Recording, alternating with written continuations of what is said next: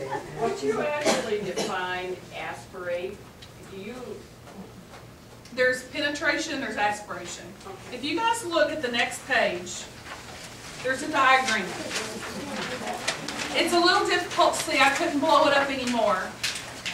If you guys take a look toward the neck, you're going to see a little circle down there, and it's going to say vocal fold.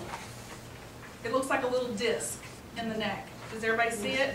It's kind of right in the middle. That's your vocal cords.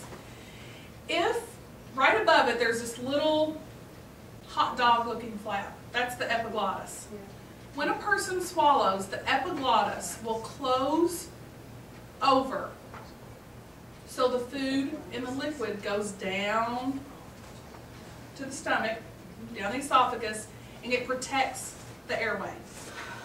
So sometimes, and I'm getting to your question, sometimes that flap, that pharyngeal flap where the epiglottis is, it doesn't close properly. Okay, there's exercises that can be done.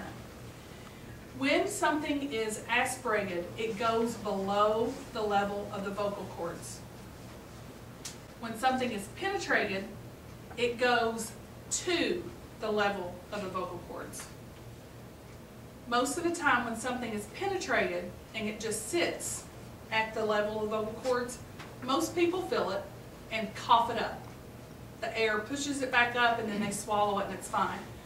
If it's aspirated, depends on how far down it's aspirated, can someone cough it back up. We can hope that it's coughed back up, but again, with Alzheimer's and dementia, the more staged it is, the weaker they get, and that goes along with coughing and getting stuff like that up. What do you do if they don't cough it out?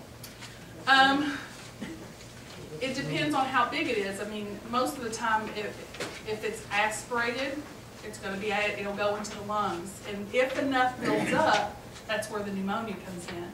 If we know that someone's aspirating on a certain consistency of food, that's where we do the altered diets.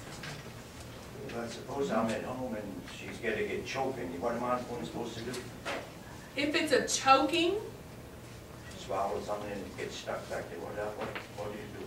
There's an exercise in Irish Right. maneuver. the Heimlich maneuver. And that's at this point, It's an exercise you have to yeah. make.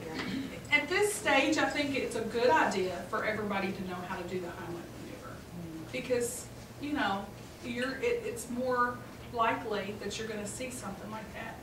If though someone say you're with your spouse and they're breathing, it's not they're not choking, but you can tell something's gone down the wrong way. The best thing that you can do is to tell them to relax, because when you tighten your muscles, it's more difficult to do anything. So tell them to relax. Tell them to put their chin down to their chest. It's called a chin tuck. Swallow. And then swallow again. And most of the time that will clear it. What that does, it puts your head in a forward position and it naturally helps close the airway with that flap. Liquid, a lot of liquid there. Some liquid, very small sips, and I would say water. Yes, ma'am. What if something goes down, such as the fish that's soft and goes down? What happens to that? Does it just disintegrate eventually, or? It depends on how much it is. It takes quite a bit of someone to aspirate, it's got to build up for it to become a pneumonia. And not all people with Alzheimer's are going to have the weakened muscles or have problems chewing or swallowing. What we look for is their cognitive. Are they forgetting to chew? I had one patient, she would forget she would put something in her mouth and just swallow it whole. She would forget to chew. And unless someone was standing right beside her and saying, you need to chew, keep chewing, now take a drink, because you want to take a drink about every 3 to 4 bites to make sure it kind of everything goes down. If someone wasn't standing beside her and cueing her, she would just swallow it whole. And so that puts her at risk for aspirating. In the same regards, what about swallowing?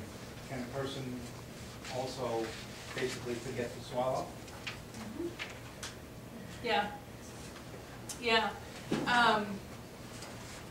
They can forget to chew, they can forget to swallow. They'll just hold liquid in their mouth? They can hold, they're like little chipmunks, and sometimes it's a weakness, and so that's where the food goes.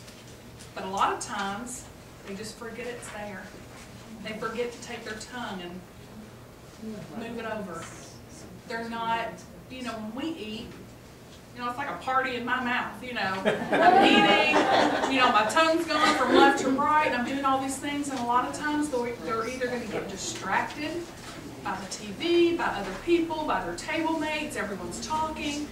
Some people need that to keep them alert, but a lot of times the patients with Alzheimer's or dementia, they need distraction-free so they can concentrate on what they're doing.